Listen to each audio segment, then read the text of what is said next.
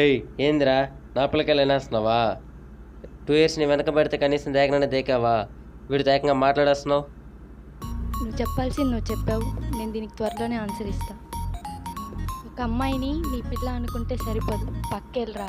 Bro జరుగు bro, almost పడిపోయినట్టుంది. రే ఈ ఏరియాలో ఒక రౌడీ ఉంటే చూడరా, వాడిని వేసేద్దాం. అన్నా ఒక నా పిల్లని కలపడుతున్నాడన్నా, వాడిని వేసేయాలన్నా. వేసేయడం చెప్పు తమ్ముడు, వేసేద్దాం. ఈసారి ఓ నాకు చూపించు. సరేబో.